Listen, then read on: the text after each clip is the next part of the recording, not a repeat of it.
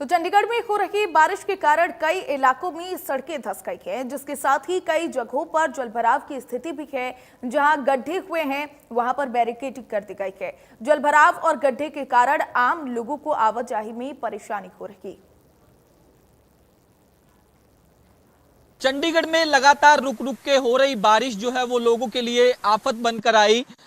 जिस तरीके से जो बारिश हो रही थी, हालांकि अब चंडीगढ़ के अंदर जल भराव की स्थिति तो नहीं है, लेकिन आप मेरे पीछे तस्वीरें देख सकते हैं कि जिस तरीके से बारिश हुई है, बारिश के कारण जो है वो सड़क पूरी की पूरी धंस गई है। इस वक्त हम पंजाब राजभवन के उस इलाके में खड़े हैं जहां ये जो सड़क है वो पूरी तरीके से धंस चुकी है। ट्रैफिक पुलिस और चंडीगढ़ एडमिनिस्ट्रेशन की ओर से सावधानी का यहाँ बोर्ड भी जो है वो मेंशन किया गया, ताकि लोग जो है वो इसके आसपास जो है वो क्रॉस ना कर सके, क्योंकि जिस तरीके से आप अंदाज़ा लगा सकते हैं कि बारिश इतनी तेज थी, इतनी भयंकर थी कि पूरी की पूरी सड़क जो है वो धंस गई है। तो ऐसे में लोगों के लिए कहीं ना कहीं ये जिस तरीके से मुसीबत इसे कहा जा सकता है, क्योंकि चंडीगढ़ के कई ऐसे इलाके हैं जहां इस तरीके की तस्वीरें जो हैं वो देखने को मिल रही है।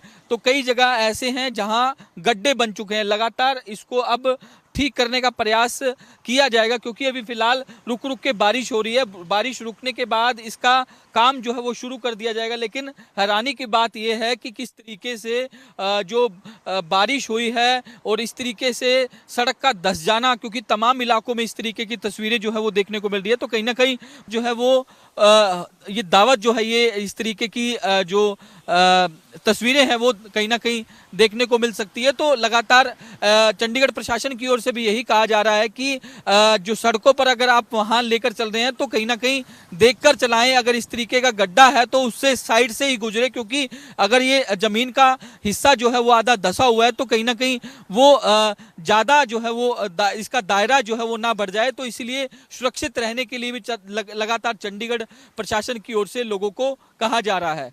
वीडियो जर्नलिस्ट अमित के साथ साहिल रुखाया, इंडिया न्यूज चंडीगढ़।